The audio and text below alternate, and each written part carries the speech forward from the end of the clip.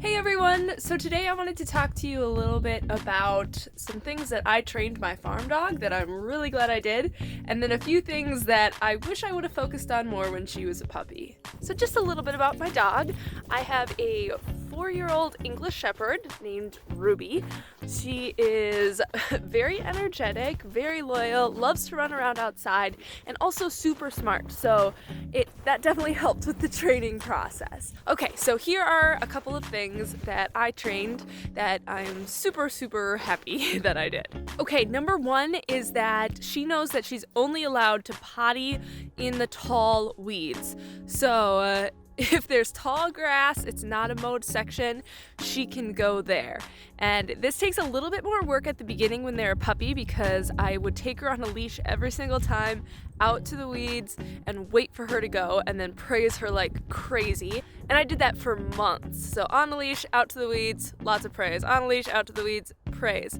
And I would also switch up where I was taking her. So I didn't want her to just go one spot in the weeds. I wanted her to make sure she knew if it was tall grass, she can go there. So I'd walk her to a few different places, wait for her to go, and then praise. When she got a little bit older and I was trusting her off leash, I would still walk over there so that she could go and then praise when she went. There were a couple times that I caught her trying to poop in the yard and I just yelled at her, hey, no. She would run to the weeds and finish her job there. So she caught on pretty quickly because I was very strict about making sure that she had a solid foundation at the beginning, knowing that's where she could go. So that's the first thing that I'm super glad I trained because I don't have to pick up any dog poop.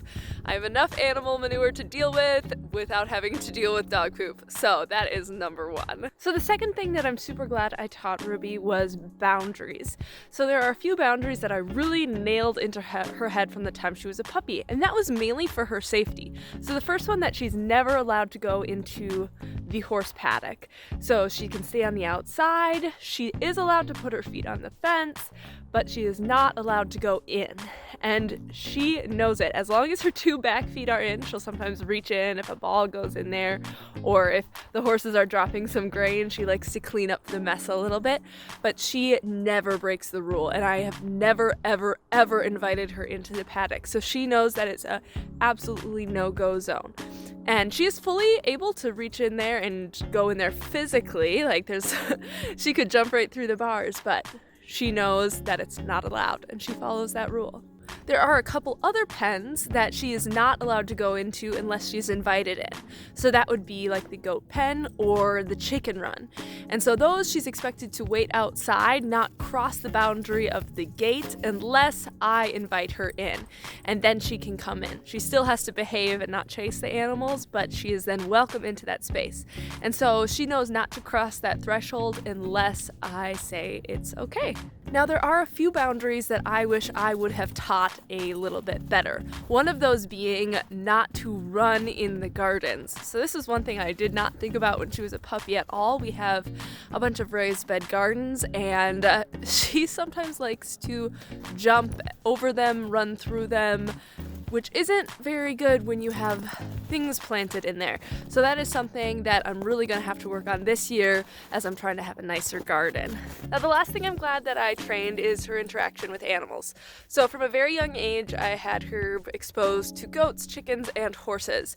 And there are a few things that I really wanted to drill into her head, like you can't eat baby chicks. So I would hold the chicks, I would talk to the chicks, I would let her smell them, and she was pretty good. Again, her breed is really bred for this kind of work, so she picked on really quickly that, these are our animals to take care of. Now, that being said, I wish I would have enforced more of having to stay calm around animals.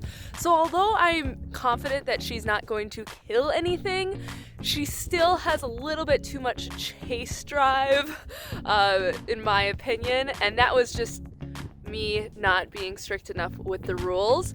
So that's something we're still working on now. I'm sort of going back and trying to retrain, which is always harder than just training it from the beginning.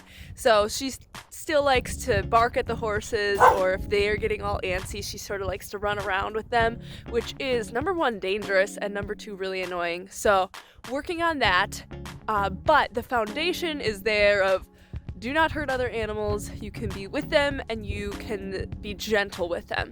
So as a puppy, I think it's really important to expose them to other animals, but in a very controlled way, and to make sure that they are not only exposed to them, but are acting in a calm, gentle way around them from the very beginning, so that they have those expectations and rules in their head all the way through their life.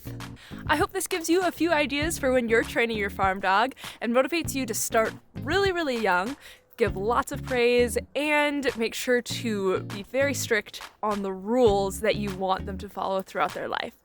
Have a great week, and we'll see you again next Sunday.